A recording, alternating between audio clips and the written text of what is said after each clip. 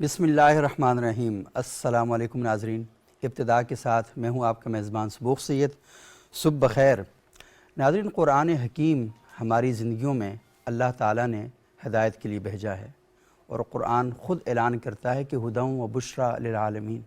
ये हिदायत भी है और ख़ुशख़बरी भी है, सिर्फ़ मुसलमानों के लिए नहीं बल्कि तमाम जहान वालों के लिए ये हिदायत है और ख़ुशख़बरी है। हम क़ुरान हकीम के मौज़ूआत पर जब गौर करते हैं तो हम ये देखते हैं कि क़ुरान जा बजा हमारी हिदायत के लिए बहुत से अहकामात जो हैं वो हमें दिखाई देते हैं। और अल्लाह ताला क़ुरान हकीम में ख़ुद क़ुरान का तारफ़ करवाते हुए कहते हैं कि वनज़्ज़लना अलैकल क़ुरआन तिबयानन लिकुल्लि शै। हर छोटी बड़ी चीज़ जो है वो क़ुरान हकीम के अंदर अल्लाह ताला उसके बारे में बिल्कुल वज़ाहत के साथ और सराहत के साथ बयान करते हैं कि आपने अपनी ज़िंदगियों को कैसे गुजारना है और अपनी ज़िंदगियों को किस तरीक़े से गुजार कर अल्लाह के आप मतलूब और मक़सूद इंसान बन सकते हैं। क़ुरान के मौज़ूआत अपने अंदर एक बड़ी जामियत लेकर खड़े हैं और बहुत से उलूम का अहाता करते हैं। आज इस मौज़ू पर हम गुफ्तगू करेंगे कि जब हम ये चाहते हैं कि हम क़ुरान की फ़िक्र पर एक माशरा कायम करें तो हमें ये इल्म होना चाहिए कि क़ुरान के मौज़ूआत क्या हैं। क़ुरान जब हमसे ख़िताब करता है तो हमसे किन बातों का तकाज़ा करता है। अगर हम साइंस के किसी मज़मून का पढ़ना चाहते हैं, उसके बारे में कोई मालूमात हासिल करना चाहते हैं तो सबसे पहले हमें उस मज़मून का तारफ़ करवाया जाता है, हमें उस मज़मून के अग़राज़ और जो मक़ासद हैं उनके बारे में आशना किया जाता है। लेकिन हम क़ुरान पढ़ते हैं और ये सोचे समझे के बग़ैर क़ुरान का असल मौज़ू क्या है। दुनिया में जितनी भी किताबें हैं उन सब का मौज़ू जो है वो इंसान है। इल्हामी किताबें हों या गैर इल्हामी किताबें हों, इल्हामी मज़ाहब हों या गैर इल्हामी मज़ाहब हों, वो इंसान की रुश्द और हिदायत की बात करते हैं। क़ुरान हकीम बड़े वसूक़ के साथ और जिस मकाम पर खड़े होकर वो इंसान की हिदायत की बात करता है तो वो ये बताता है कि उसकी ज़िंदगी इस तरीक़े से गुज़रे कि वो दुनिया के अंदर भी कामयाबी हासिल करे और आखिरत में जब अल्लाह का हशर का मैदान लगे वहाँ पर भी सरफराज हो। आज हमारे साथ इस मौज़ू पर गुफ्तगू करने के लिए पाकिस्तान के नामवर और जयीद उलमाए किराम का एक बहुत ही खूबसूरत पैनल मौजूद है और ये वो शख्सियात हैं जिन्होंने इस माशरे के अंदर क़ुरान की फ़िक्र को आम करने के लिए बड़ी गिरां कदर खिदमात से अंजाम दी हैं। हमारे पहले मेहमान हैं जनाब मुफ्ती सैयद अतीक़ुर्रहमान शाह साहब, नायब अमीर हैं मरकज़ी जमीयत अहले हदीस पाकिस्तान के। बहुत शुक्रिया मुसब आप यहाँ तशरीफ़ लाए।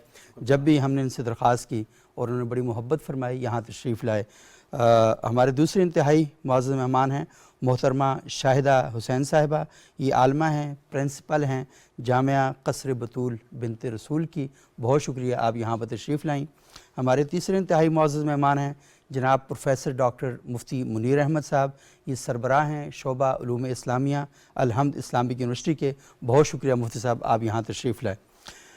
शाह साहब मैं आपसे गुफ्तगू का आगाज़ करूँगा। क़ुरान के मौज़ूआत के हवाले से जब हम बात करते हैं, असल में हमने जो अहकामुल क़ुरान की सीरीज़ शुरू की है तो हमने पहले तो प्रोग्रामों में ये किया कि क़ुरान असल में है क्या, अल्लाह की जो किताब है वो है क्या, उसका हमें पता चलना चाहिए, उसका तारफ़ क्या है। आज असल में हम क़ुरान के दरवाज़े पर दस्तक देने से पहले क़ुरान के बारे में पूछ रहे हैं कि हमें बताएं कि क़ुरान कह क्या रहा है, किससे कह रहा है और क्यों कह रहा है। तो ये जो क़ुरान के मौज़ूआत हैं इसके बारे में बताएँ कि क्या हैं क़ुरान के मौज़ूआत बुनियादी तौर पर। नहमदुहु व नसल्ली अला रसूलिहिल करीम अम्मा बाद फ़अऊज़ु बिल्लाहि अस्समीइल अलीम मिनश शैतानिर रजीम बिस्मिल्लाहिर रहमानिर रहीम। सबसे पहले तो मैं शुक्रगुज़ार हूँ इस प्रोग्राम के हवाले से कि बहुत ही अहम प्रोग्राम और बहुत ही अहम मौज़ू इस पर आपने हमें बुलाया। तो पहली बात तो ये है कि जब ये बात कही जाती है कि क़ुरान का मौज़ू क्या है, सही, तो क़ुरान का कोई एक मौज़ू नहीं है। सही, क़ुरान हज़ारों मौज़ूआत का एक मजमुआ है। बेशक कुरान अल्लाह का कलाम है और आखिरी अल्लाह का कलाम है। बेशक। और जब आखिरी अल्लाह का कलाम दुनिया में नाजिल हुआ है तो इंसान की इब्तदा से लेकर इंसान की इंतहा तक, दुनिया की इब्तदा से लेकर दुनिया की इंतहा तक जो कुछ भी होना था वो अल्लाह ताला ने इस कुरान पाक में बयान कर दिया है। जो हुआ है, जो हो रहा है और जो होगा, ये अल्लाह ताला ने इस कुरान पाक के अंदर बयान कर दिया। अच्छा, मामला यहीं पे ख़त्म नहीं हुआ कि दुनिया के अहवाल इसमें हैं, दुनिया से पहले के अहवाल भी इसमें हमें नज़र आते हैं। बेशक। और दुनिया जब ख़त्म होगी तो उसके बाद के मौज़ूआत भी इसमें हमें नज़र आते हैं। ये दुनिया ख़त्म हो जाएगी लेकिन कुरान पाक के जो मौज़ूआत हैं وہ اپنی صداقت بیان کرتے رہیں گے کہ یہ چل رہا ہے، یہ نظام سارے کا سارا، قبر ہے، میدان محشر ہے، آخرت ہے، جنت ہے، جہنم ہے، کامیابی ہے، ناکامی ہے، یہ سارے کے سارے موضوعات اس میں شامل ہیں۔ صحیح۔ پھر قرآن کو اگر آپ، کیونکہ قرآن جامع بات بھی کرتا ہے اور مختصر بات بھی کرتا ہے، واہ، آپ نے جیسے فرمایا کہ تبیان لکل شیء، صحیح، ہر چیز قرآن پاک کے اندر اللہ نے بیان کر دی ہے، اور بیان بھی کیسی کی ہے؟ بالبینات والزبر، واہ، دلائل کے ساتھ بیان کی ہے، اور ایسے دلائل ہیں کہ جن دلائل کا کوئی مقابلہ کوئی کر ہی نہیں سکتا ہے۔ صحیح، ساری دنیا مل جائے، قُلْ لَئِنِ اجْتَمَعَتِ الْجِنُّ وَالْإِنسُ عَلَىٰ أَن يَأْتُوا بِمِثْلِ هَٰذَا الْقُرْآنِ لَا يَأْتُونَ بِمِثْلِهِ، تو اس کے الفاظ تو مراد نہیں ہے، اس سے مراد اس کی ہر چیز ہے، اس کے موضوعات ہیں، اس کے چیلنج ہیں، اس کی گفتگو ہے، اس کی پہلی کی باتیں ہیں، اس کی بعد کی باتیں ہیں، اس کی جو بات بھی ہے وہ ایک چیلنج ہے، صحیح، اور وہ حرف آخر ہے اور دلائل پر مبنی ہے۔ ایسا ہو ہی نہیں سکتا ہے۔ قرآن نے ایک چھوٹی سی بات کی، یا ایھا الناس اعبدوا، اے لوگو اللہ کی عبادت کرو۔ اچھا، سوال یہ پیدا ہوتا تھا کہ یہ موضوع ہے اللہ کی عبادت کرنا، لیکن کیوں کریں؟ پھر قرآن نے اسی آیت کے اندر اللہ تعالیٰ نے بیان فرمایا، یا ایھا الناس اعبدوا ربکم الذی خلقکم والذین من قبلکم لعلکم تتقون الذی جعل لکم الارض فراشا والسماء بناء وانزل من السماء ماء فاخرج به من الثمرات رزقا لکم فلا تجعلوا للہ اندادا وانتم تعلمون۔ یعنی ایک آیت کے اندر آپ دیکھیں کہ ایک سمندر یہاں پر موضوعات کا ڈال دیا گیا۔ صحیح، میں یہ سمجھتا ہوں کہ قرآن پاک کو اگر اختصار کے ساتھ آپ دیکھیں تو قرآن پاک کے اختصار کے 3 موضوعات بنتے ہیں۔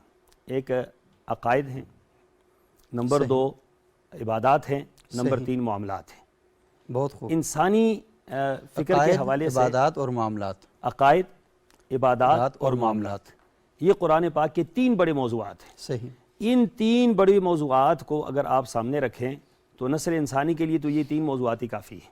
بے کہ شک، عقائد آپ کے کیا ہونے چاہیے، عبادت آپ اللہ کو کیسے راضی کر سکتے ہیں، اور معاملات آپ کے دنیا سے، یا معاملات اپنے گھر سے، یا معاملات اپنی فیملی سے، یا اپنی ذات سے، یا باقی اخلاقیات جسے آپ کہہ سکتے ہیں، تو ایک یہ عام انسان کی زندگی ان 3 چیزوں پر ہی کھڑی ہے۔ انہی 3 چیزوں پر ہی ہے۔ صحیح، تو قرآن کا اختصار اگر لیں تو یہ 3 موضوعات ہیں۔ قرآن کی اگر جامعیت آپ لیں تو پھر ہزاروں موضوعات ہیں کہ انسان کی پہلی سانس سے لے کر آخری سانس تک جس لمحے جو چیز، جو معاملہ آپ کو درکار ہوتا ہے، قرآن آپ کی جو ہے وہ رہنمائی کرتا ہے۔ یہ قرآن کا موضوع ہی رشد و ہدایت ہے۔ صحیح، ہدایت کا معنی یہ ہوتا ہے کہ آپ کو راستہ بتا رہا ہے، آپ گم گشتہ ہیں، آپ گمراہ ہیں، آپ بھولے ہوئے ہیں، آپ بھٹکے ہوئے ہیں، آپ کو اس نے سیدھے راہ پہ لگانا ہے۔ اس کا اصل میں جو منہج ہے وہ تو سیدھے راہ پہ لگانا ہے، صحیح، کہ دنیا ساری کو ایک راستہ بتا دیا، اہدنا الصراط المستقیم صراط الذین انعمت علیہم، یعنی کہ یہ راستہ بتلا دیا۔ ٹھیک ہے، مطلب وہ راستہ بتانا ہے قرآن کا مطلوب، کہ جس راستے پر چلنے سے اللہ تعالیٰ اپنے انعام نازل کرتا ہے، بے شک، اور جنت ملتی ہے، اور جنت ملتی اور ہے، جنت ملتی ہے۔ اور انسان کا جو مقصد ہے وہ یہی ہے کہ وہ دنیا کی زندگی اس طرح گزارے جس طرح دنیا کے اندر ہم زندگی گزارتے ہیں، اور ہم یہ چاہتے ہیں کہ ہم دنیا کے اندر کامیاب ہوں۔ تو اس کے لیے پھر ہمارے بڑوں نے کچھ طریقہ کار وضع کیے ہوئے ہیں کہ آپ ان طریقوں پہ چلیں گے تو اس کے نتیجے میں آپ کو CSS میں کامیابی ملے گی، میڈیکل میں کامیابی ملے گی، دین کا علم حاصل کرتے ہیں وہاں کامیابی ملے گی۔ تو اس پیٹرن پہ چلنا جو ہے وہ انتہائی امپورٹنٹ ہوتا ہے۔ تو قرآن ہمیں ایک پیٹرن دیتا ہے کہ اس پیٹرن پہ چلیں گے تو اللہ تعالیٰ کی اخروی اور ابدی جنت ہے اس کے آپ مستحق ہو سکیں گے۔ بہت خوبصورت طریقے سے مفتی صاحب آپ نے یہ بڑی اہم باتیں ہمارے سامنے ہمارے لوگوں کی رہنمائی کے لیے پیش کی ہیں، بہت شکریہ آپ کا۔ شاہدہ حسین صاحبہ، یہ بتائیے گا کہ آپ ایک مدرسے کے اندر تدریس کے شعبے سے منسلک ہیں، بچوں کو کس طریقے سے قرآن کے ساتھ جوڑا جا سکتا ہے، اور قرآن کے جو موضوعات ہیں کیسے ان کو بتائے جائیں کہ آپ کو ایک کامل انسان، ایک مکمل انسان قرآن کیسے بناتا ہے؟ اعوذ باللہ من الشیطان الرجیم، بسم اللہ الرحمن الرحیم۔ سب سے پہلے تو بہت شکریہ، آپ نے اس عظیم جو ہے گفتگو میں شامل کیا۔ آپ کا شکریہ، آپ تشریف لیں۔ بہت شکریہ۔ میرا تعلق ایک مدرسے سے ہے، شروع سے تقریباً 9 سال سے پڑھا رہی ہوں۔ تو ایک بچوں کو قرآن مجید کی تعلیم دینا، یعنی 4 سال کی عمر سے ایسے بچے بھی میرے پاس آتے ہیں، تو سب سے پہلے تو ان کو واضح کرنا کہ قرآن پاک اللہ کا کلام کیا ہے، کہ اس سے ہمیں دنیاوی اور اخروی کیا فائدے ملتے ہیں۔ صحیح، یعنی واضح طور پر یہ کہ قرآن کی محبت کو ان بچوں کے ذہنوں میں ڈال دینا کیونکہ جب کسی چیز سے واقعاً اس چیز کی فضیلت اہمیت کے بارے میں جب بچہ ہو یا بڑا ہو اس کو جب پتہ چلتا ہے تو اس کو اس لیول کے تحت اس انداز سے وہ اس چیز کو پک کرتا ہے، اس کی پرائرٹی سیٹ ہو جاتی ہیں کہ یہ چیزیں میری یہ زندگی میں چیز انتہائی اہم ہیں۔ اہم ہے۔ تو قرآن پڑھاتے ہوئے یعنی بچوں کو سب سے پہلے تو قرآن کی اہمیت واضح کرنا، اس کے بعد ان کو بتانا کہ قرآن ہمارے لیے کتنا اہم ہے صحیح، ہماری زندگی میں اور ہمارے آگے آنے والی ہماری لائف میں کتنی اہمیت کے حامل ہیں۔ قرآن پاک کو ان کو یعنی صرف قرآن ختم کروانا، روانگی صرف ناظرہ پڑھانا، کوئی بھی عالم دین ہو ان کا مقصد صرف یہ نہیں ہونا چاہیے۔ ان کو پہلے ناظرہ سے شروع کر کے اور اس کی فضیلت، اس کی اہمیت ان کو بتانا بہت ضروری ہے۔ صحیح، تو بچوں کو یعنی قرآن پاک کی تعلیم دیتے ہوئے زیادہ سے زیادہ ہمارا جو ہے مقصد یہی ہوتا ہے کہ اس قرآن اللہ کا کلام جو ہمارے لیے ہدایت کا سرچشمہ ہے ہم دنیا اور ہم آخرت میں، تو اس کے بارے میں واضح طریقے سے ان کو اس کی تعلیم دینا، صحیح، اور کوشش یہی کرنی چاہیے صرف ناظرے کے ساتھ ساتھ ہمیں بچوں کو ترجمہ یعنی ان کے عمر کے حساب سے جب ان کو ترجمے کے بارے میں پتہ چلتا ہے کہ قرآن جو ہے بسم اللہ الرحمن الرحیم، صحیح، اس میں یہ کیا کہہ رہا ہے، پھر سورہ فاتحہ آ جاتے اس میں کیا کہہ رہا ہے، تو اس سے بچوں کو یہ پتہ چل جاتا ہے کہ قرآن اللہ کا جو کلام ہے، خاتم النبیین پہ جو یعنی آخری کلام ہے اللہ تعالیٰ کا، یہ ہم سے کیا کہہ رہا ہے۔ صحیح، اس سے بچوں میں یہ چیز واضح ہو جاتی ہے کہ واقعاً اس میں تو ہدایت ہی ہدایت ہے، روشنی ہی روشنی ہے، تو اس سے ان کا رجحان بچے اصل میں بچوں کا رجحان بڑھ جاتا ہے کہ واقعاً یہ تو ہمارے لیے واقعاً ہدایت کا سرچشمہ ہے۔ اور بچے اصل میں دیکھ بھی رہے ہوتے ہیں نا کہ گھر میں جو ان کے والدین ہیں وہ کس طریقے سے قرآن کے ساتھ اپنا معاملہ کر رہے ہیں۔ معاملہ کرتے ہیں۔ قرآن جب کہتا ہے کہ جھوٹ نہیں بولنا تو گھر کے اندر کہیں جھوٹ کا چلن تو نہیں ہے۔ جھوٹ کا چلن قرآن جب یہ کہتا ہے کہ ناپ تول میں کمی نہیں کرنی تو گھر کے اندر والدین کوئی ایسا کام تو نہیں کر رہے، یا گھر میں بسنے والے باقی لوگ کوئی ایسا کام تو نہیں کر رہے جو خلاف قرآن ہے۔ تو قرآن اصل میں آپ کی زندگیوں کو بالکل دودھ کی طرح پاک، شفاف اور شفاف بنانا چاہتا ہے۔ تو گھر کا ماحول جب ہوگا اور مدرسے کا ماحول جب ایسا ہوگا تو اس کے نتیجے میں وہ جو اقبال نے کہا تھا نا کہ یہ راز کسی کو معلوم نہیں لیکن قاری نظر آتا ہے، حقیقت میں ہے قرآن، تو وہ یہ کہتا ہے کہ قرآن ناطق، یہ چلتا پھرتا قرآن جو ہے یہ معاشرے کے اندر ہمیں وہ دکھائی دینا چاہیے۔ اب آپ دیکھتے ہیں کہ کہیں پہ خدا نخواستہ کسی کے ہاتھ سے قرآن گر جاتا ہے تو بڑے جو ہے نا اٹھا کے قرآن کو چومتے ہیں، تو جب بھی کوئی بچہ یہی دیکھتا ہے تو وہ بھی یہی کام کرتا ہے کہ اسے پتہ چل جاتا ہے کہ یہ ایک عظیم چیز ہے اور اس کی بہترامی نہیں کرنی، اور یہ صدیوں سے سلسلہ چلا آ رہا ہے۔ تو ایک عالم دین کے لیے قرآن پڑھاتے ہوئے اس کی اہمیت، اس کی فضیلت، یعنی ضروری نہیں ایک ہی دن میں آپ سارا کا سارا قرآن جو ہے نا آپ انہیں پڑھ کے سنائیں یا اس کی تفصیل پڑھیں، تشریح، یعنی ہر عالم دین کے لیے جو مدرسے کا عالمہ ہیں اس کو چاہیے کہ قرآن پڑھاتے ہوئے تھوڑا بہت درس جو ہے نا قرآن کے حوالے سے ادب پر تھوڑا بہت درس روزانہ ہونا چاہیے، تاکہ وہ بچوں کو اس سٹیج سے پتہ چلے کہ واقعاً یہ قرآن جو ہے نا ہدایت کا سرچشمہ ہے۔ اور آپ نے بڑی اچھی بات کی کہ قرآن کا ادب کرنا یہ بھی انتہائی ضروری ہے، اور قرآن پر عمل کرنا، کیونکہ ادب کا پہلا تقاضا قرآن پر عمل کرنا ہے۔ اور اگر ہمارے گھروں میں اور ہماری مساجد میں یہ چیزیں نہیں سکھائی جائیں گی تو لازمی ہے کہ آپ کنیکٹ نہیں کر پاتے۔ بچہ دیکھے گا کہ اس کے والدین، کیونکہ جب وہ بھی دیکھتے ہیں چھوٹا ہوتا ہے تو اس کو والدین بوسہ دیتے ہیں نا، تو وہی سمجھتا ہے کہ میری اس گھر میں ویلیو ہے، اس وجہ سے مجھے بوسہ دیا جاتا ہے۔ پھر وہ دیکھتا ہے اچھا میرے بعد قرآن میں گھر میں قرآن کو بھی بوسہ دیا جاتا ہے، تو وہی سمجھتا ہے کہ اگر زندگی کی اہم چیزیں ہیں کہ جس کو میرے والدین بوسہ دیتے ہیں تو میں بھی ہوں، قرآن بھی ہے۔ تو اصل میں والدین ایک کنیکشن ڈیولپ کر رہے ہوتے ہیں، تو ہمیں اصل میں کنیکشن کو بامعنی بنانا چاہیے۔ بامقصد بنانا چاہیے. اگر بغیر کسی مقصد کے ہم بوسے دیتے رہیں اور عمل نہ کریں، کیونکہ احترام کرنا بھی انتہائی ضروری ہے، کیونکہ احترام ہوگا تو ہم عمل کے قالب میں اپنے آپ کو ڈال سکیں گے.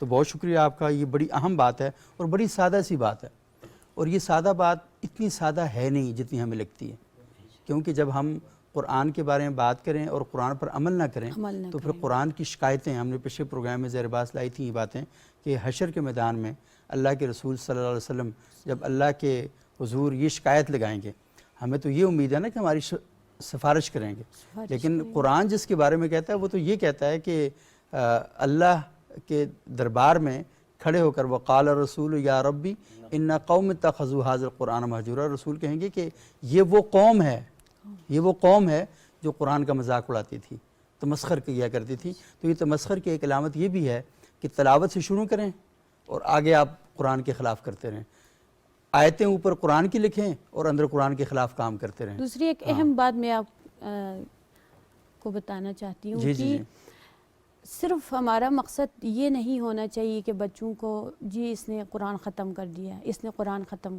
کر دیا. ہمیں زیادہ سے زیادہ ہمیں کوشش کرنی چاہیے، دن میں ایک آیت بھی آپ انہیں پڑھاتے ہیں تو آپ اسے ترجمے کے ساتھ پڑھائیں. صحیح. کیونکہ ترجمہ پڑھنے سے بچوں کو پتہ چل جاتا ہے کہ یہ قرآن کریم ہم سے کیا کہہ رہا ہے، اس میں ہمارے لیے کیا ہدایت ہے. کیونکہ قرآن کریم تو ہدایت کا سرچشمہ ہے، اس میں کوئی ہدایت کے لیے کوئی خشک و تر کوئی ایسی چیز نہیں ہے جس کے بارے میں قرآن کریم میں ذکر نہ ہوا ہو. تو ہمیں انہیں ترجمے کے ساتھ، میں اکثر اس میں دیکھتی ہوں کہ جی اس بچے نے بھی ختم کر لیا، ہمارے اس بچے نے بھی قرآن پاک ختم کر لیا، اس بچے نے بھی ختم کر لیا.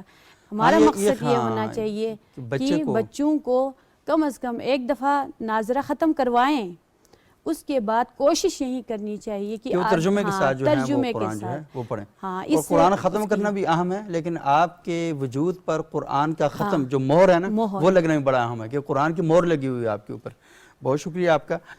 اچھا مفتی صاحب، آپ سے میں گزارش کروں گا کہ آپ خود بھی ماشاءاللہ ایک یونیورسٹی میں پڑھا رہے ہیں، جمعے کا خطبہ بھی آپ دیتے ہیں، مدرسے میں بھی آپ پڑھا رہے ہیں، تو آپ کا بہت وسیع ایک تجربہ ہے ان ساری جگہوں کا. قرآن کے موضوعات کے بارے میں جب ہم بات کرتے ہیں تو آپ کے نزدیک سب سے نمایاں اور اہم ترین جو موضوعات ہیں قرآن کے وہ کیا ہیں؟ بسم اللہ الرحمن الرحیم. میں مشکور ہوں آپ کا کہ آپ نے موقع دیا اور وہ بھی قرآن مجید کے موضوع پر بات کرنے کے لیے. اور میں خود بھی اور ہمارے سامعین بھی یہ بات ذہن میں رکھیں کہ جو حدیث میں رسول اللہ صلی اللہ علیہ وسلم نے فرمایا خیرکم من تعلم القرآن وعلمہ، تم میں سے بہتر آدمی وہ ہے جو قرآن مجید سیکھے اور سکھائے. تو ہم سیکھنے اور سکھانے کی نیت سے یہاں پر موجود ہیں، اور ہمیں سننا بھی سیکھنے اور سکھانے کی نیت سے ہونی چاہیے، تاکہ ہم ان فضائل کو حاصل کر سکیں اور ان باتوں کو حاصل کر سکیں جو اللہ تبارک و تعالیٰ نے قرآن مجید میں کہ سیکھنے سکھانے میں رکھی ہیں. اور جیسے ایک عربی کی کہاوت ہے کہ کلام الملوک ملوک الکلام، کہ بادشاہوں کا کلام کلاموں کا بادشاہ ہوا کرتا ہے. بہت خوب. تو یہ ظاہر ہے اللہ کی ذات کا کلام ہے اور یہ کلاموں کا بھی بادشاہ ہے، لیکن اللہ تبارک و تعالیٰ نے کلام حکیم کو انسانی سطح پر آ کر کے بیان کیا ہے. یعنی انسان کا جتنا ذہن اور جتنا فہم ہے اس سطح پر آ کر کے اللہ نے کلام کیا. اور جتنے سارے پیغمبر ہیں آدم علیہ السلام سے لے کر کے رسول اللہ صلی اللہ علیہ وآلہ وسلم تک جتنے سارے پیغمبر اور صحیفے آئے ہیں، ان تمام کا مقصد یہی ہے کہ انسان کو انسان بنایا جائے، حقیقی طور پر انسان کو انسان بنایا جائے. جس کے لیے کہا جاتا ہے کہ کسی بھی بندر کو بندر بنانے کے لیے ایک کتاب بھی نہیں آئی، کوئی کتاب نہیں لکھی گئی، لیکن انسان کو انسان بنانے کے لیے تمام صحیفے اور تمام پیغمبر آئے. تو بنیادی موضوع تو انسان ہے قرآن مجید کا، کہ انسان کو انسان بنایا جائے اور حقیقی طور پر انسان اپنے مقصد کو پہچان سکے. اور اپنے مقصد کے پہچاننے سے جو بنیادی مقصد ہے وہ ہے معرفت الہی ہے، اور اسی کی جو پہچان جب انسان کے اندر ہو جاتی ہے تو گویا کہ یہ اصل قرآن مجید کا جو بنیادی مقصد ہے. اور پیغمبروں کا کام بھی یہی ہے کہ مخلوق خدا کو خدا کے ساتھ جوڑ دیا جائے، اور جیسے ایک ربط قائم ہو جاتا ہے تو گویا کہ پھر مخلوق کا تعلق خالصتاً اللہ کی ذات کے ساتھ ہوا کرتا ہے. تو یہ قرآن مجید کا بنیادی موضوع ہے. صحیح.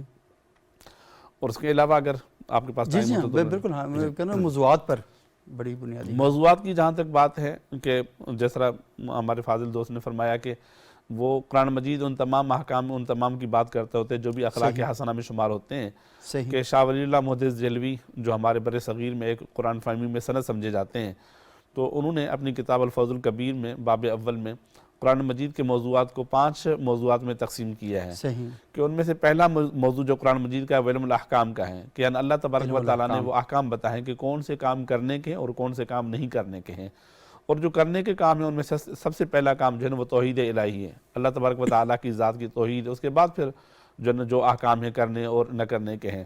اور دوسرا موضوع ہے علم المخاصمہ، یعنی ان باطل مذہبوں اور فرقوں کے بارے میں جو اللہ کی ذات کے بارے میں اور غلط عقائد رکھتے ہیں، یہود ہیں، نصارہ ہیں، منافقین ہیں، مشرکین ہیں، ان کا رد بیان کیا گیا ہے۔ صحیح، اور اس کے بعد تیسرا موضوع قرآن مجید کا ہے کہ علم اعلیٰ اللہ ہے، یعنی اللہ تبارک و تعالیٰ کی صفات اور اللہ تبارک و تعالیٰ کی قدرت کو بیان کیا گیا ہے کہ اللہ کی ذات کتنی عظیم ہے اور اللہ تعالیٰ کی ذات کی قدرت کتنی وسیع ہے۔ اور چوتھا موضوع ایام اللہ ہے، یعنی اللہ تبارک و تعالیٰ نے پہلی امتوں کا تذکرہ کیا ہے تاریخ کے طور پر نہیں بلکہ تذکیر کے طور پر، کہ صرف بیان نہیں کرنا کہ جس طرح قصے بیان کیے جاتے ہیں وہ نہیں، بلکہ تذکیر کے طور پر بیان کیا ہے کہ ان قوموں نے جب اللہ تبارک و تعالیٰ کی کتابوں کو ترک کیا تو اللہ تبارک و تعالیٰ نے دنیا اور آخرت میں کس طرح ان کو رسوا کیا، اور اس سے سبق حاصل کیا جائے کہ یعنی قرآن مجید کے مقاصد کیا ہیں اور ان سے سبق حاصل کیا جائے۔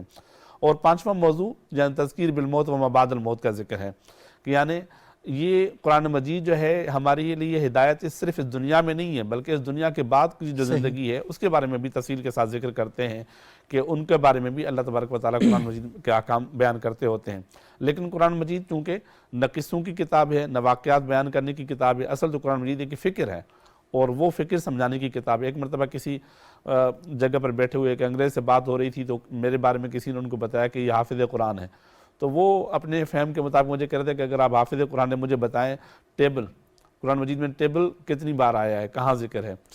تو میرے جو فوری طور پر ذہن میں جو بات آئی، میں نے ان کو کہا کہ قرآن مجید اشیاء کے نام گنوانے کی کتاب نہیں ہے، قرآن مجید ہدایت کی کتاب ہے اور ایک صحیح فکر بیان کرتی ہوتی ہے۔ اس کے ضمن میں اگر کہیں اشیاء کا ذکر آ جائے تو آ جائے، ورنہ قرآن مجید اشیاء کا ذکر نہیں کرتی۔ تو اصل قرآن مجید کا موضوع جو ہے، جو بنیادی موضوع، وہ انسان ہے اور انسان کو اللہ تبارک و تعالیٰ کی ذات کے ساتھ جوڑنا ہی قرآن مجید کا مقصد ہے، اور تمام انبیاء کا بھی یہ مشترکہ مقصد ہے۔ صحیح۔ اچھا، یہ بڑی اہم بات آپ نے کی کہ بعض اوقات یہ جو جن کی فکر میں کجی ہوتی ہے اور یہ ضد اور ہٹ درمی اور انا کے بت بنے کھڑے ہوتے ہیں، تو اکثر قرآن میں یہ کہاں پر ہے، قرآن میں 5 نمازوں کا ذکر کہاں پر ہے، قرآن میں یہ کس جگہ پر ہے، یعنی ایسے سوال، اور معذرت کے ساتھ یہ فورم اس بات کی اجازت نہیں دیتا کہ انہوں نے بےہودہ سوال کیوں، کہ ایسے بےہودہ یعنی بے معنی سوال، بے مقصد سوال وہی کرتے ہیں، اور یہ سمجھتے ہیں کہ یہ کرنے کے بعد نا ان کے اندر ایک احساس تفاخر بلند ہوتا ہے، یعنی جہالت پر بجائے اس کے کہ سر نگوں ہونا چاہیے، جہالت پر سر بلند ہونا شروع ہو جاتا ہے۔ تو وہ اسی طرح کے بے معنی سوالات جو کرتے رہتے ہیں، اور صدیاں ہو گئیں علماء ان سوالوں کے جوابات دے بھی رہے ہیں، لیکن انہوں نے طے کیا ہے کہ ہم نے کتاب نہیں پڑھنی، اور چوک چوراہے میں جو گفتگو ہے اسے ہم نے اپنا ایک نشان منزل بنا کر بس ہر وقت اعتراض جو ہے۔ بالکل، یہ ایک سطحی سا سوال ہے اور اس کا جواب پہلے سے رسول اللہ صلی اللہ علیہ وسلم کی ذات گرامی اور آپ کے احادیث میں پہلے سے ملتا ہے، کہ نبی کریم صلی اللہ علیہ وسلم نے حضرت معاذ رضی اللہ تعالیٰ عنہ کو جب بھیجا یمن کی طرف، جی ہاں، تو ان سے پھر آپ نے یہی فرمایا کہ تم کیسے فیصلہ کرو گے، تو انہوں نے جن عرض کیا کہ حضور میں اللہ کی کتاب سے فیصلے کروں گا، اور آپ نے فرمایا کہ اگر وہاں پر واضح حکم موجود نہ ہو تو پھر انہوں نے عرض کیا کہ میں آپ کی جو احادیث مبارکہ ہیں ان سے فیصلہ کروں گا۔ اس کے بعد پھر تیسرے درجے پر کہا اجتہد برائی، کہ یعنی اللہ تبارک و تعالیٰ نے اجتہاد اور تدبر کا دروازہ اس طرح ایسا واضح رکھا ہے، یعنی وہ حضرات، وہ لوگ جو قرآن فہمی جن کو اللہ تعالیٰ نے عطا کی ہوئی ہوتی ہے اور قرآن مجید کے اندر غور اور فکر کرتے ہوتے ہیں، تو ان کے لیے یہ سوال بے معنی ہے کہ ایسی کوئی بات ایسی نہیں ہے جو قرآن مجید کے، اور چونکہ قرآن مجید چونکہ اصول بیان کرتا ہوتا ہے، اصول بیان کرتا ہے، اصل بات یہ ہے، ایک مسئلے کو الگ الگ ذکر نہیں کرتا، اصول بیان کرتا ہے، پھر ان اصولوں کی روشنی میں جو ہے نا وہ فروعی مسائل اور ان کو ذکر کیا جاتا ہے، جہاں پر جو ہے نا وہ کوئی ایسا مسئلہ نہیں رہتا جس کو ذکر نہ کیا جا سکتا ہو۔ اس کی مثال اب یوں سمجھ لیں کہ 1400 سال سے زیادہ عرصہ گزر گیا، آج تک کوئی ایسا مسئلہ نہیں آیا جس کو قرآن و حدیث کی روشنی میں حل نہ کیا جا سکا ہو۔ عمل کرنا نہ کرنا ایک الگ سی بات ہے، لیکن جہاں تک بات ہے اس کا جواب دینا، اس کو حل کرنے کی بات یہاں پر موجود ہے۔ بنیادی جو بات ہے اس کے اوپر اب دیکھنا، قرآن کہتا ہے وجتنبوا قول الزور، جھوٹی بات سے بچو۔ اب کوئی شخص کہیے کہ یہ تو قرآن میں اس جگہ کہا گیا نا، لیکن یہ تھوڑی کہا گیا کہ مارکیٹ میں جھوٹ مت بولو، قرآن میں یہ کہاں پہ لکھا ہوا ہے کہ اسکول میں جھوٹ مت بولو، مطلب اسی طرح کے بےہودہ قسم کے لغو سے بچنے کا، جس طرح لغو سے بچنے کی بات کی گئی ہے۔ اب لغو ایک ایسی وسیع معنی میں استعمال ہوتا ہے کہ یعنی ہر وہ چیز جس کا آپ سے کوئی تعلق نہ ہو، آپ سے غیر متعلقہ چیزوں سے بچو، اب اسے تمام چیزیں آ جاتی ہیں۔ تو اسی طرح قرآن مجید اصولوں پر بات کرتا ہوتا ہے اور جزیات پر بات نہیں کرتا۔ تو ایک آدمی یہ کہے کہ ہر جزی مجھے وہیں سے مل جائے، تو پھر وہ یہ کہ چونکہ وہ عمل نہیں کرنا چاہتا، اس وجہ سے اس طرح کے ہیلے بہانے کرتے ہوتے ہیں۔ رہتا ہے۔ اچھا شاہ صاحب، یہ بڑی اہم موضوع جو ہے یہ، کیونکہ ہم قرآن کے دروازے پر دستک دینے سے پہلے ان سارے موضوعات پر جو کچھ باتیں بھی ہو رہی ہیں ان پر بھی ہم ڈسکس کرنا چاہ رہے ہیں۔ ہم بعض موضوعات پر نا جیسے کہتے ہیں نا امہات الکتب ہیں، یہ وہ کتابیں جن کی وجہ سے کتابیں لکھی گئی ہیں، تو قرآن بھی ام الکتاب ہے، وہ سورہ فاتحہ کے بارے میں کہا جاتا ہے ویسے ام الکتاب ہے۔ تو قرآن بھی موضوعات کا جب تعین کرتا ہے تو وہ بنیادی بات کہ وہ اصول کی بات کرتا ہے کہ یہ پرنسپل ہیں، ان پرنسپلز کے مطابق آپ نے سوسائٹی کو کھڑا کرنا ہے۔ اور یہ جو 5 شاہ ولی اللہ علیہ رحمٰن نے جو بیان فرمائے، اور آپ نے جو بنیادی بات کی کہ یہ عقائد بیان کیے گئے ہیں، عبادات بیان کی گئی ہیں اور معاملات بیان کیے گئے، تو تھوڑا سا یہ بتائیے گا کہ یہ جو قرآن کے موضوعات ہیں، اور جو لوگوں کا یہ اعتراض اکثر اوقات ہم دیکھتے ہیں کہ وہ یہ بات کرتے ہیں جی کہ یہ چیز بھی بیان نہیں ہوئی اور یہ چیز بھی بیان نہیں ہوئی، قرآن خود کیا کہتا ہے اس بارے میں؟ یہ بہت اہم سوال ہے، اور میرے خیال میں یہ سارے موضوع کا نچوڑ یہی سوال ہے۔ صحیح کہ ہمیں یہ سمجھنا ہے کہ قرآن پاک کا جو موضوع ہے بنیادی طور پر، یا قرآن پاک جو بات کرتا ہے صحیح بنیادی طور پر وہ کیا بات کرتا ہے۔ دیکھیں یہ اللہ کا کلام ہے، اللہ کا خطاب ہے، اور اللہ تعالیٰ کا جو خطاب ہے اللہ نے ڈائریکٹ نہیں بھیجا، بلکہ اللہ نے ایک پیغمبر پر وہ نازل کیا، صحیح، اور پیغمبر کو بھیجا کہ آپ نے آگے اس کو بتلانا ہے کہ کس طریقے سے اس پر عمل کیسے کرنا ہے۔ صحیح، یعنی پیغمبر نے اپنی ذات کو پیش کیا کہ یہ میری ذات ہے، حضرت عائشہ صدیقہ رضی اللہ تعالیٰ عنہ، ان سے یہ سوال کیا گیا کہ رسول اللہ صلی اللہ علیہ وسلم کا اخلاق کیا ہے۔ صحیح، بے شک۔ تو حضرت ام المومنین فرماتی ہیں کہ رسول اللہ صلی اللہ علیہ وسلم کا اخلاق جو ہے وہ قرآن ہے۔ قرآن کان خلقہ القرآن، آپ علیہ الصلوۃ والسلام کا جو اخلاق ہے وہ قرآن ہے۔ یعنی کہ اگر کوئی شخص قرآن کی عملی صورت دیکھنا چاہتا ہے، ایک قرآن وہ ہے جو صحیفے کی صورت میں ہے، اور ایک قرآن وہ ہے جو ایک مجسم کی صورت میں ہے۔ بے شک، صحیفے کی صورت میں وہ ہے جو ہمارے پاس موجود ہے، اور مجسم کی صورت میں جو ہے وہ سرور کونین صلی اللہ علیہ وسلم کی ذات کی صورت میں ہمارے پاس موجود ہے۔ اسی لیے صحابہ کرام فرماتے ہیں کہ جب قرآن نازل ہو رہا تھا تو قرآن کی 10 آیات نازل نہیں ہوتی تھی، بلکہ 10 آیات پر جب تک عمل نہیں ہوتا تھا 10 اور نازل نہیں ہوتی تھی۔ اللہ، قرآن پاک کی 10 آیات نازل ہوتی اور ان پر عمل ہوتا، پھر اس کے بعد دوسری 10 نازل ہوتی۔ قرآن تدریجاً نازل ہوا ہے نا، ایک مرتبہ تو نازل نہیں ہوا۔ اب صحابہ فرماتے ہیں کہ تم القرآن تم العمل، قرآن ادھر سے نازل ہو کے مکمل ہوا، ادھر سے قرآن عمل ہو کر مکمل ہو گیا۔ بہت خوب۔ اب آپ مجھے بتلائیے کہ آج اگر ہم دیکھتے ہیں تو قرآن کے ایک حکم پر ہمارے لیے عمل کرنا جو ہے مشکل ہے، ہم نہیں کر سکتے، کیونکہ ہم سمجھ نہیں رہے کہ یہ اصل میں یہ ہے کیا چیز ہے اور اس پر عمل کرنا کیسے ہے۔ اصل معاملہ یہ ہے کہ لقد کان لکم فی رسول اللہ اسوۃ حسنہ، آپ نے قرآن کو سمجھنا کیسے ہے؟ آپ نے قرآن کو رسول اللہ صلی اللہ علیہ وسلم کی ذات سے اور آپ کے فرمان سے آپ نے سمجھنا ہے۔ قرآن صرف یہ نہیں آیا کہ قرآن نازل ہوا ہے، یعلمہم الکتاب والحکمہ، اللہ تعالیٰ نے قرآن بھی بھیجا، اور قرآن کے ساتھ اللہ نے معلم قرآن بھی بھیجا۔ جو معلم قرآن بھیجا اس کی زندگی کا ہر پہلو قرآن کی تعبیر ہے، ہر پہلو قرآن کی تشریح ہے، ہر پہلو قرآن کے جو ہے وہ اعمال ہیں، ہر پہلو قرآن کا حکم ہے۔ نبی صلی اللہ علیہ وسلم کی زندگی کو اگر آپ نکالیں گے تو آپ قرآن کو سمجھ نہیں سکتے۔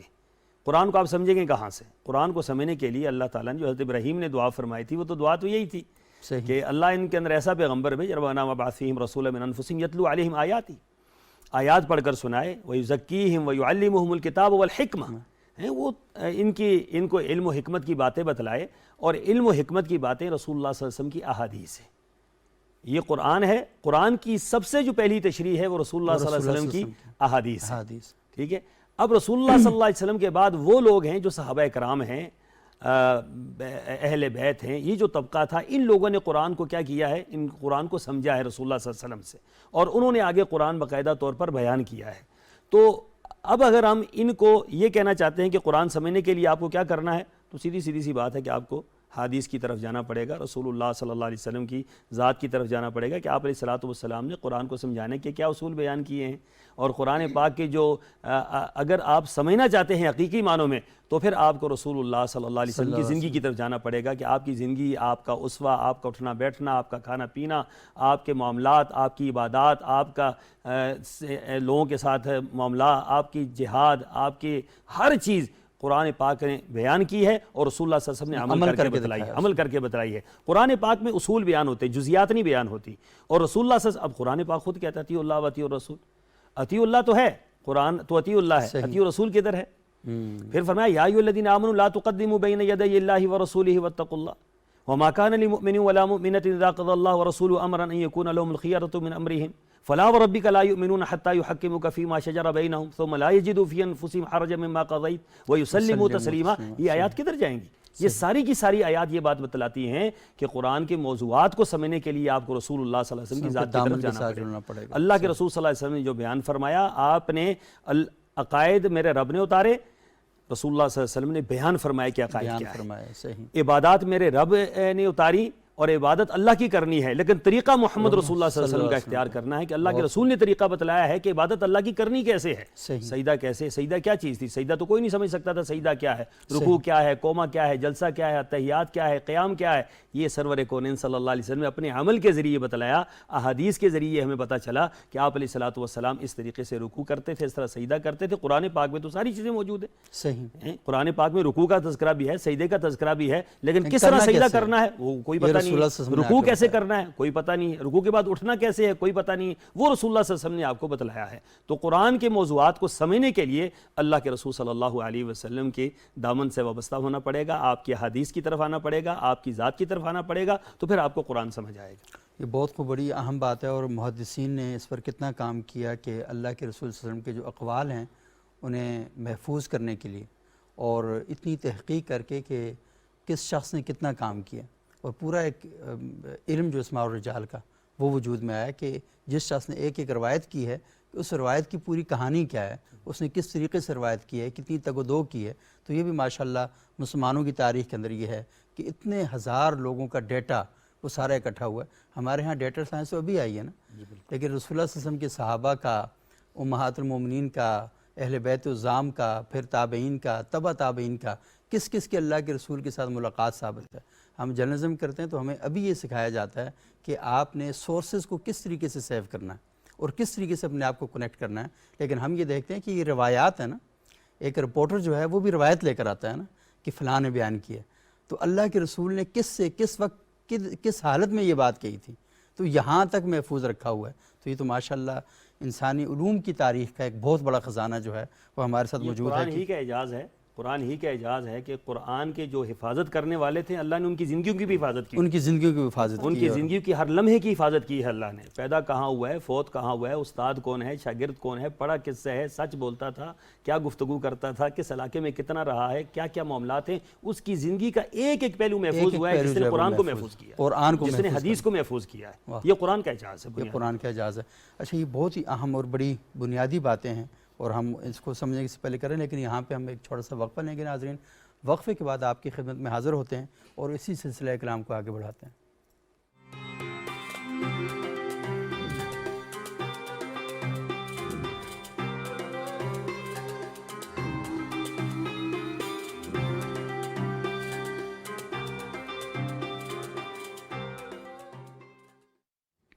ناظرین، وقفے کے بعد ایک بار پھر پروگرام میں خوش آمدید۔ آج ہم گفتگو کر رہے ہیں کہ قرآن کے موضوعات کیا ہیں اور قرآن ہم سے جب خطاب کرتا ہے تو بنیادی طور پر ہم سے کہنا کیا چاہتا ہے۔ مفتی سید عتیق الرحمن شاہ صاحب نے کہا کہ قرآن اللہ کی آخری کتاب ہے۔ آسمان آخری بار زمین والوں سے جب ہم کلام ہوا تو یہ قرآن کی صورت میں ہوا، اور قرآن ہماری زندگیوں کو اس طریقے سے بنانا چاہتا ہے کہ شاعر مشرق حضرت علامہ اقبال نے فرمایا کہ وہ زمانے میں معزز سے مسلمان ہو کر تم خار ہوئے تارک قرآن ہو کر۔ قرآن کے ساتھ جڑیں گے تو آپ معاشرے کے اندر، دنیا کے اندر معزز ہوں گے، اور قرآن کا راستہ آپ کاٹیں گے قرآن کے راستے سے ہٹ جائیں گے تو نتیجہ پھر ایک ہی نکلے گا کہ آپ خوار ہو جائیں گے، آپ برباد ہو جائیں گے، اور دنیا میں آپ کا نام لینے والا کوئی نہیں ہوگا. اور اگر آپ کا نام بھی لیا جائے گا تو اس طریقے سے لیا جائے گا کہ پست قومیں کون سی ہوتی ہیں ان میں آپ کا نام لیا جائے گا. تو اگر آپ اپنی رفعت چاہتے ہیں، اپنی بلندی چاہتے ہیں، اپنا کھویا ہوا مقام حاصل کرنا چاہتے ہیں تو اپنے گھروں کے اندر سے قرآن پر عمل کا آغاز کیجئے. اپنی عدالتوں میں، اپنی پارلیمنٹ میں، اور اپنے جتنی بھی جگہیں ہیں آپ کی ان سب میں آپ قرآن کا نفاذ کریں. آپ یقین مانیے، آپ دیکھیے کہ اللہ تعالیٰ آپ کو تنہا کبھی نہیں چھوڑے گا، اور اللہ تعالیٰ آپ کی ہمیشہ مدد کریں گے. آپ کی سپورٹ اس میں ہوگی. اپنا نظام تعلیم، اپنا نصاب تعلیم، اپنی زندگی جو اپنی عمل ہے اس کو آپ قرآن کے سانچے میں ڈھال لیں گے، اور قرآن کے سائے میں جب آپ سفر کریں گے تو آپ کو پتہ چلے گا کہ زندگی کی ایک ایک چیز آپ کو ڈپریشن یا تنگی کی طرف نہیں لے کر جائے گی، آپ کو بہت زیادہ سپورٹ کرے گی. اچھا شاہدہ حسین صاحبہ، آپ سے میں نے پہلے پروگرام کے پہلے ہاف میں بات کی تھی کہ آپ ایک مدرسے میں پڑھا رہی ہیں. بچوں کو قرآن کی عظمت، قرآن کی اہمیت سے کیسے روشناس کروایا جائے، آپ نے اس پر بڑی تفصیلی انداز میں گفتگو کی.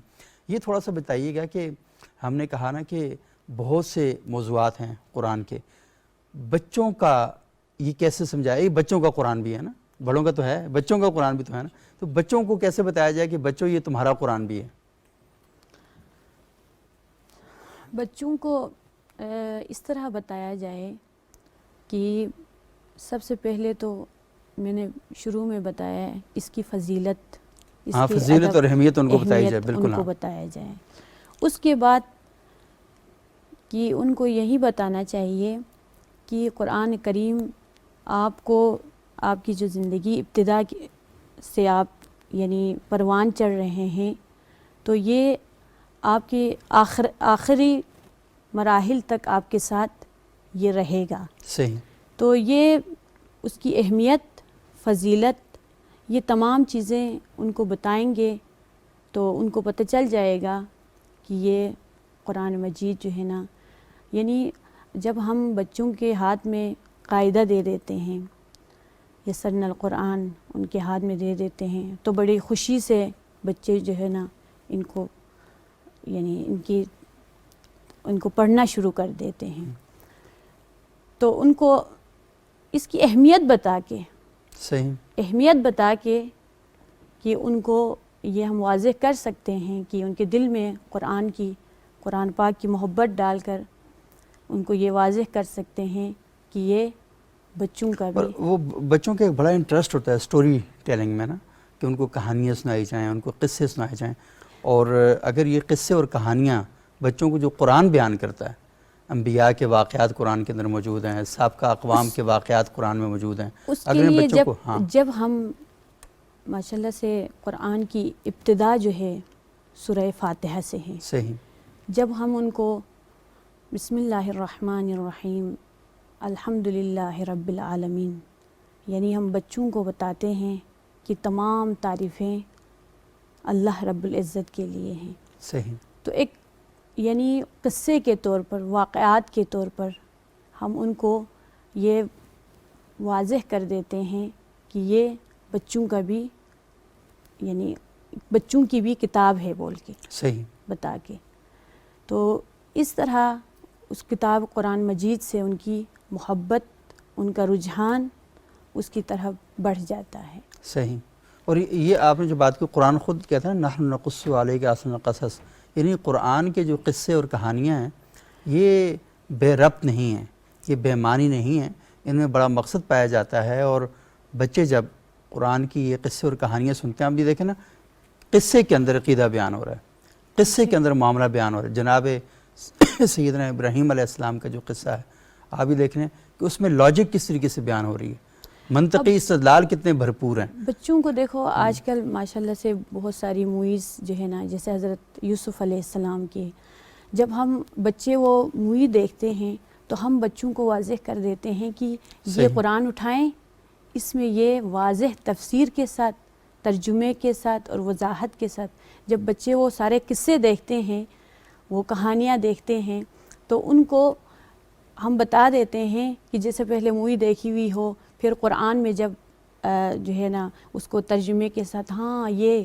میں نے اس मूवी में, वहाँ पे मैंने ये चीज़ हाँ, बच्चों के लिए अब इस्लामिक जो कार्टून हैं वो बनने शुरू हो गए हैं, जी। मूवी शॉर्ट बनना शुरू हो गई हैं, तो बच्चों को इसी तरह सिखाने के किस्से- बेशुमार तरीके हो सकते जी हैं। कुरान में जो बहुत जी शेयर करूं कि जैसे मोहतरमा ने पहले कहा कि यानी बच्चों को सिखाने के लिए जो कुरान मजीद की अहमियत बता दी जाए। एक बात यह है कि बच्चा जब तक बच्चा होता है तो उसको कबूल करने की सलाहियतें ज़्यादा होती हैं बनस्बत बड़े के, सही, ये सही बात है बिल्कुल। और वो खुद तलाश में होता है कि मुझे कुछ कहीं बता दिया जाए, मेरी रहनुमाई की जाए। जैसे मिसाल के तौर पर कोई भी आदमी नई जगह पर जाता होता है तो उसको बता दिया जाता है कि आपको अपने मकसद पर पहुंचने के लिए इस रास्ते को इख्तियार करना चाहिए। सही, तो जब तक उस आदमी को दूसरा रास्ता नहीं पता तो उसके लिए ज़रूरी होता है कि वो उसी रास्ते को ले, क्योंकि उस पास सेकंड ऑप्शन ही नहीं है। बच्चा जब तक बच्चा होता है तो दुनिया में ज़िंदगी गुजारने के लिए उसके पास सेकंड थर्ड ऑप्शन नहीं होता, उनके पास एक ही ऑप्शन होता है जो आप उसको बताते हैं। और ये तजर्बे से बात गुजरी है, और हम और आप तमाम तकरीबन साहिब औलाद हैं, और हम समझते हैं जब बच्चों को एक मरतबा बता दिया जाता है कि ये अल्लाह का हुक्म है और हमने ऐसे करना है। अब अगरचे वो अल्लाह की ज़ात की पहचान पूरी तरह उसको नहीं भी होती है, लेकिन उस बात को इस तरह वो जन्म मजबूती से पकड़ लेता है, कभी हम भी उसके गलत कर रहे होते हैं तो हमें वो बता रहे होते हैं कि ऐसा नहीं करना है। सही, तो इस वजह से बच्चों को, चूँकि वो उनके अंदर ये सलाहियत मौजूद होती है कि बात को अडॉप्ट करने की, तो उसको अगर उस राह पर लगा दिया जाए तो बनस्बत बड़ों के, चूँकि बड़ों को 5-8 रास्ते और भी मालूम होते हैं, बच्चों को एक ही रास्ता जब बता दिया जाता है तो वो कदरे आसान होता है उनके जो है बात को कबूल करने में। सही, और वो उसी माहौल के अंदर होते हैं जो पिछले प्रोग्राम में हमने जिक्र किया था कि बच्चे फितरत पर होते हैं। जी बिल्कुल। तो उनके वालिदैन उनको बताते हैं कि तुम ये रास्ता इख्तियार करो, तुम ये रास्ता इख्तियार करो, लेकिन बच्चा अपनी ज़ात के अंदर, अपनी नेचर में अल्लाह की फितरत पर है। तो वो तो आपने बड़ी अच्छी बात की कि बड़े जब होंगे तो फिर तो वो बहुत से रास्ते भी इख्तियार कर लेंगे, लेकिन बचपन में वो अल्लाह की फितरत के बड़े करीब होता है। अगर उसको खालिस माहौल मिल जाए और वो माहौल मिल जाए कि जहाँ पर वो सीख सके तो ज़्यादा बेहतर अंदाज में वो कर सकता है। लेकिन उससे मैं आपसे ये थोड़ा सा गुजारिश करूँगा, इस बात को मज़ीद थोड़ा सा एक्सप्लेन करें कि कुरान में जो क़िस्से हैं और जो वाक़यात हैं, हम ये देखते हैं ना कि बाकी किताबों की जो फ़िक्शन हमारे यहाँ लिखा जाता है तो उसमें भी कहीं ना कहीं कोई मानी होते हैं, लेकिन कुरान का तो हर क़िस्सा बामानी है। वो कहता है ये अहसन क़सस है, ये बेहतरीन क़िस्से हैं। बेहतरीन इस वजह से हैं कि ये आपकी ज़िंदगी में नताइज देते हैं, आपकी ज़िंदगी को फ़िक्र अंगेज़ बनाते हैं, आपको सोचने और समझने पर मजबूर कर देते हैं। तो ये जो कुरानी क़िस्से हैं इन्हें हमारे माशरे के अंदर, क्योंकि जब बयान किए जाते हैं तो सोसाइटी को रेलिवेंट बनाकर नहीं किए जाते, महज क़िस्सा बयान कर दिया, अगर आपने उसके साथ सोसाइटी के माशरे को नहीं जोड़ा तो फिर हासिल कलाम कुछ नहीं निकलता। जी बिल्कुल। पहले प्रोग्राम में हमने एक बात की थी कि असल बात यह है कि जब हम बच्चों को कुरान मजीद पढ़ाना शुरू करते हैं तो हम उनको एक किताब सामने रखते हैं जो कुरान मजीद है, और उसको हम कहते हैं कि ये कुरान मजीद आपको अव्वल से आखिर तक पढ़नी है। जब वो उनको पढ़नी आ जाती है तो हम कहते हैं कि आपने कुरान मजीद सीख लिया। अब वो बच्चा अपने तौर पर ये समझता होता है, या जब तक हमने भी इल्म नहीं पढ़ा था, यानी जब तक ताफ़ीज़ की थी तो हम भी ये समझते होते थे कि जैसे ही हमने आखिरी दुआ हुई तकमील कुरान की तो हमने समझा कि हमें कुरान मजीद आ गया, गोया कि कुरान मजीद का हक़ अदा हो गया। तो यहाँ पर जो बुनियादी बात समझने की है वो ये है कि ये समझना चाहिए कि कुरान है क्या, यानी कुरान वो किताब है जिसको सीखना है, या कुरान वो अहकाम है जिस पर अमल करना है। सही। तो बुनियादी तौर पर जो कुरान है वो कुरान मजीद की आयात या वो औराक जो है वो अल्लाह के अहकामात पर दलालत करती हैं, लेकिन असल जो अल्लाह तबारक व तआला का कलाम है वो अहकाम है। और जब बच्चों को इस बात को बावर कराया जाए, यकीन दिलाया जाए कि असल में जो आपने सीखा है, जो पढ़ा है, ये वो अहकाम थे जो अल्लाह ताला हमसे मुतालबा करता है, असल काम अब शुरू होता है कि उस पर अमल किया जाए। और दूसरा जो आपने फरमाया कि कुरान मजीद के जो क़सस हैं, आसरन क़सस जिसको कहा गया, मसलन जिस तरह यूसुफ अलैहिस्सलाम के सूरह यूसुफ को आसरन क़सस कहा गया है, तो उनको किस्सों के अंदाज में जब बता दिया जाता है तो उसके नतीजे भी फिर बता दिए जाएं, यानी बच्चे की उम्र को देख करके, उसके फ़हम को देख करके उस किस्से का नतीजा क्या है। मसलन मूसा अलैहिस्सलाम का किस्सा है, यूसुफ अलैहिस्सलाम का किस्सा है, यूनुस अलैहिस्सलाम का किस्सा है, इस तरह जितने सारे और क़सस भी हैं, या लुक़मान अलैहिस्सलाम के अपने जो बच्चों के नसीहतें हैं, या बुनैया के साथ कुरान मजीद में तज़किरा होता है। तो मैं अपना अमली मुशाहिदा आपको बताता हूँ कि रात को सोने से पहले जब बच्चों के साथ हमारी आखिरी कन्वर्सेशन होती है वो एक किस्सा बयान होता है। माशाल्लाह, बहुत बेहतरीन। तो अब वही होता है कि हम साथ में चंद एक जो है ना बच्चों के साथ गेम खेल लेते हैं और आखिरी जो हमारा होता है वो किस्सा होता है। اور جب ہم سو رہے ہوتے ہیں اگر کبھی تھکے ہوئے بھی ہوں تو وہ بچے سونے نہیں دیتے، تب تک کہتے ہیں قصہ سنا کے سوئیں۔ قصہ سنا کے، صحیح، تو وہ کہیں گے آخر میں اسٹوری. اب اسٹوری ان کو اس طرح یاد ہے، وہ فرمائش بھی کرتے ہوتے ہیں کہ آج موسیٰ کی اسٹوری سنیں گے، آج جو ہے یوسف کی اسٹوری سنیں گے. اور ان کو پھر بچوں کے طرز پر، بچوں کے لیول پر جب اس کو بات بتا دی جائے اور اس کے نتائج ضرور اخذ کیے جائیں. میں یہ بات اس لیے عرض کر رہا ہوں کیونکہ بچے ہمارے عام طور پر گھروں میں ایک قسم کے چاہتے ہوئے نہ چاہتے ہوئے کارٹون بچے دیکھ رہے ہوتے ہیں، تو ان کے ذہن میں یہ ہوا کرتا ہے کہ ہم نے ان کے ذہن میں یہ بٹھایا ہوتا ہے کہ یہ کارٹون ریئل لائف میں کچھ نہیں ہوتے. صحیح، تو کہیں یہ نہ سمجھے کہ یہ واقعات بھی کہیں ریئل لائف میں ایگزسٹ نہیں کرتے. ایک تو ان کو سمجھا دیا جائے نہیں، حقیقی زندگی کے اصل واقعات یہی ہے، ان کے نتائج پھر ان کی سطح پر سمجھا دی جائے، اس کا بہت بڑا فائدہ ہوتا ہے. اور یہ اگر ہم اپنی زندگی میں اس کا حصہ شامل کر لیں تو یقین جانیے کہ یعنی بچپن سے ہی ہمارے بچوں کے اندر وہ صلاحیتیں پیدا ہوں گی جو بڑوں میں بھی حاصل نہیں ہوتی، نہیں پائی جاتی ہوتی. صحیح. اچھا، یہ بڑی امپورٹنٹ بات ہے. اور یہ ہم دیکھتے ہیں کہ ایک دور تھا کہ بہت سے ٹی وی چینلز پر بچوں کے حوالے سے پروگرام ہوتے تھے، ان کی اخلاقیات کے بارے میں، ان کو مذہب کے ساتھ کنیکٹ کرنے میں، ان کو اچھی تربیت فراہم کرنے میں. لیکن بدقسمتی کا وہ سارے پروگرام بند ہو گئے ہیں. پروگرام بھی بند ہو گئے ہیں. سکول والے کہتے ہیں جی ہمارا کام ان کو بس انگریزی سکھانا ہے اور یہ کیمسٹری سکھانا اور فزکس سکھانا ہے. جی ہاں، وہی سارے ہوتے تھے. اور پھر ہم یہ دیکھ رہے ہیں کہ اس کے ساتھ ساتھ گھر والے کہتے ہیں کہ بھائی ہم اسکول میں فیس دے رہے ہیں، آدھا گھنٹہ قاری صاحب آتے ہیں، قرآن پڑھا رہے ہیں، ہمارا کام بھی پورا ہو گیا. اب اس کے نتیجے میں جو بچہ پیدا ہوگا اسے گلہ شکوہ کرنا نہیں چاہیے پیرنٹس کو یا سوسائٹی کو، کیونکہ آپ نے بچوں کو بنایا ہی ایسا ہے، اور جس طرح آپ نے بنایا اسی طرح بن گیا. بچہ تو وہی ہے نا جو کل والا تھا جو آج والا ہے. تو اگر اس کی تربیت جس ڈھنگ پر ہوئی ہے تو اس کے نتائج نکلے ہیں. تو آج والے کے نتائج اس وجہ سے نہیں نکل رہے کہ آپ اس کی تربیت ٹھیک نہیں کر رہے، آپ کو ٹولز کا نہیں پتہ. کر دوں یہاں پر کہ مثلا بچے کارٹون دیکھنے کے ذوق رکھتے ہوتے ہیں اور ہمیں اس بات پہ کوفت بھی ہوتی ہے کہ جی زیادہ نہ دیکھیں، نظر خراب ہوگی، ذہن خراب ہوگا، غلط تربیت ہوگی، یا جو ہے موبائل بزی رہتا ہے تو ہم چاہتے ہیں کہ وہ ہم کام کر لیں، تو ہم بچوں سے چھین رہے ہوتے ہیں اور بچے ہیلے بہانے سے وہ ہم سے موبائل لے رہے ہوتے ہیں. مجھے ایک مرتبہ یہ شاک یوں لگا کہ ایک مرتبہ میں موبائل لے کر کے، یہ ڈرامہ بہت چلا ہوا ہے ارطغرل کا ڈرامہ جو اکثر لوگ دیکھ رہے ہوتے ہیں، تو ایک مرتبہ میں وہ لے کر کے کلپس ہم نے آئی وہ اس کو دیکھ رہا تھا، تو وہ بچہ میرے ساتھ سویا ہوا تھا، وہ چند لمحوں کے لیے تو وہ دیکھ رہا تھا. تو اس کے بعد وہ مجھے اس نے آ کر کے شکایت کے انداز میں یہ کہا کہ بابا آپ اپنے کارٹون تو بہت زیادہ دیکھتے ہیں اور ہمارے والے جو ہیں وہ ہمیں یقین جانے میرے لیے حیرت کی بات ہوئی کہ میں نے کہا اس کا مطلب یہ ہوا کہ جب بھی ہم موبائل یوز کرتے ہوتے ہیں، اگر ہم کوئی کام بھی کر رہے ہوں لیکن بچوں کے ذہن میں ہوتا ہے یہ کارٹون ہی دیکھ رہے ہیں، اپنے کارٹون دیکھ رہے ہیں، تو وہ پھر یہ کرتا ہے کہ ہمارے کارٹون ہمیں کیوں نہیں دکھاتے. اب ان کو یہ کیسے سمجھایا جائے کہ ہر روز کارٹون نہیں دیکھے جاتے، کوئی اور کام بھی کیا جاتا ہے. تو قرآن مجید کی تعلیم کے لیے جیسے بہن نے کہا کہ اس طرح کے پروگرام مرتب کیے جائیں، اور دوسرے پروگرام جب ہوں گے تو نتیجے کے طور پر اس کے بڑے اچھے اثرات مرتب ہوں گے. بہت شکریہ جناب ڈاکٹر مفتی منیر احمد صاحب، شاہدہ حسین صاحبہ، جناب مفتی سید قرمان شاہ صاحب. ہمارے پروگرام کا وقت ختم ہوا چاہتا ہے، لیکن یہ بہت ہی اچھی ڈیبیٹ ہے کہ ہم اس ڈیبیٹ کو لے کر آگے بڑھیں کہ قرآن کے جو موضوعات ہیں انہیں ہم اپنی سوسائٹی کا جو سب سے پہلا سیگمنٹ ہے ایک تو مارننگ ہوتی ہے کہ صبح کا آغاز ہم قرآن سے کریں، اور دوسرا ہماری سوسائٹی کے سب سے امپورٹنٹ سیگمنٹ ہمارے بچے بھی ہیں. ہم ان بچوں کے ساتھ کیسے قرآن کو کنیکٹ کریں، کیونکہ بچے قرآن سے کنیکٹ ہوں گے تو سوسائٹی قرآن سے کنیکٹ ہوگی. تو انشاءاللہ اگلے پروگرام میں ہم اس سلسلہ کلام کو آگے بڑھائیں گے ناظرین، اور آپ کا فیڈ بیک بھی ہمیں چاہیے. اور فیڈ بیک ایک تو یہ ہے کہ آپ ہمیں بتائیں کہ یہ پروگرام کیسا ہے، علماء اکرام کی جو گفتگو ہے وہ کیسی ہے، لیکن اصل فیڈ بیک یہ نہیں ہے. اصل فیڈ بیک تو یہ ہے کہ یہ پروگرام جو ہیں یہ آپ کی زندگیوں میں کہاں پر کھڑے ہیں اور کس طریقے سے آپ کی تربیت کا جو عمل ہے اس میں یہ کوئی بہتری لا سکتے ہیں. اگلے پروگرام تک کے لیے اجازت دیجیے گا. بہت شکریہ. اللہ حافظ.